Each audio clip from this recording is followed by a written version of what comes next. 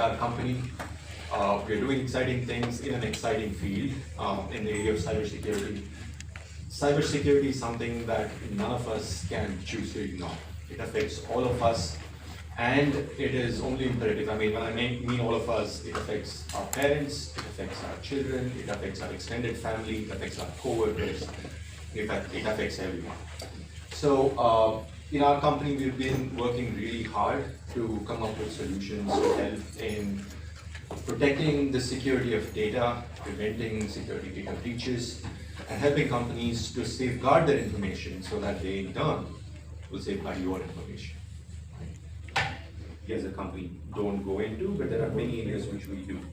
Right? So one of the areas that is becoming increasingly a problem for all sectors, all verticals.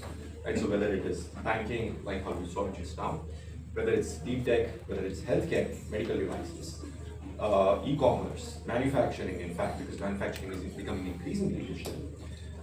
We are seeing that it's the compute stack, the environment where all of these companies, all of these verticals are using information, is getting increasingly complex. Let's take the simplest stand specifically in the area of cloud security. Canadians have had their personal information stolen. That is the eye-popping headline from a massive computer hack at financial giant Capital One. It's potentially one of the world's biggest data breaches, and yet another warning to consumers how exposed they are to cyber theft. Scott is tracking this developing story for us. So Scott, what do we know about the hack? Well, they're calling this one of the biggest, if not the biggest, financial hack in Canadian history, affecting 1 out of 6 Canadians. Doctor, don't get this. Healthcare actually suffers the highest cost. So it has been that way for the past 3 to 4 years. The cost of a data breach in healthcare is very expensive because the value of the data is very high. If it is sold in online studies and research being done by many reputable sources, this person this problem outside of the United States not so much. This is a looming threat in our national security. But we believe that we are looking at companies but we have actually been recognized. We have Movano Health and Enito, so these are companies in the healthcare space. I started off as an individual contributor for Sun Microsystems. So I met a gentleman who also worked for Sun, so small world. Then I was with Intel. I was heading teams at Intel for mobile as well as for many of our customers. So this was really original and reviewed by Amazon. App is largely tenanted by small and medium businesses. You must be aware that over 65% of Indian business today is small and medium business. Aspirational. They want to get onto digital platforms, get onto cloud first. They want to sell their products and services on the cloud.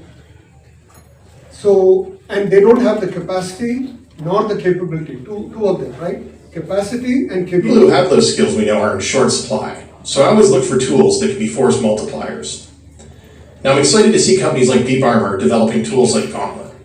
I've worked with them previously and been very happy with the results. And been following Gauntlet's development closely. I like their approach, both building from their powerful hands-on experience in security and their cloud data first approach. If you're running a modern hosted platform, you should definitely check them out.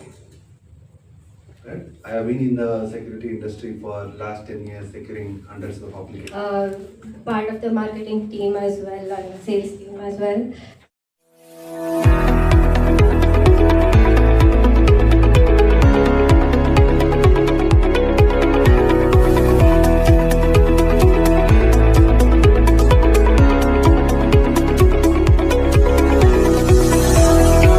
My name is Sumant Naropant. I'm the founder and CEO of Gauntlet and the founder and CEO of another company called DeepArmor. I've been doing cybersecurity for a long time. I'm actually a Bangalorean, studied in Bangalore and worked with a professor in Indian Institute of Science who inspired me to get into cybersecurity. So that was the start of a journey that has lasted for 20 years now almost, and it's still going strong. So I work for a company called DeepArmor and Gauntlet. So Gauntlet is a cloud security, AI security, and code security company. We work with businesses that are using any of these services. It could be AI services, it could be code development development services, and so on, because there are a lot of new risks that many of these companies are not aware of. They may be excellent architects, they may be excellent developers, but expecting them to be experts in security is not valid. So that's where Gauntlet comes into picture. We stop security breaches through Gauntlet. We give them advanced notifications. We are continuously running in their cloud, so that way we give them notifications as and when a problem happens, instead of notifying them many days later on. We are also believers in compliance, so we work with many different standards and regulatory bodies. So we help our customers meet standards such as ISO, NIST, HIPAA, GDPR, as well as many of the Indian standards like RBI, SEBI, and in the future DPDP as well. So that way we are proud to say that we are a cybersecurity company driving innovation at the cutting edge for the world out of Bangalore, India. So we are making in India, making for the world.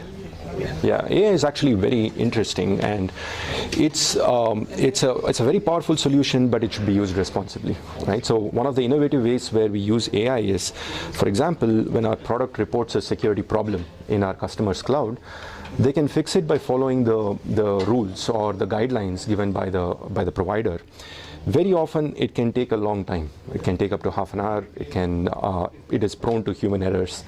But by using GenAI, now we are able to generate code and command line instructions. So it cuts down the time to fix by more than 60% and reduces the risk of human errors. So that has been something that many of our customers really like. So small companies, MSMEs often struggle with budgets, right? So, and security is a very expensive area for hiring people, right? So usually security engineers are very expensive. So one of the innovative ways where AI is helping is trying to solve some of these problems by a regular developer or a DevOps or a support engineer. So it's providing these capabilities so that not all, of course, you need a security expert at some point, but AI is helping achieve some of the basics without even requiring you to hire a security expert at your team. Right. So now the AI system should understand that 10 developers accessing my cloud is normal. But let's say tomorrow there are 1,000 login attempts. Right? So there is no rule, because just an access cannot be defined as something malicious. But 1,000 access within a matter of like 2 hours should be malicious. So there are some mathematical models that are being built for handling these kind of threats.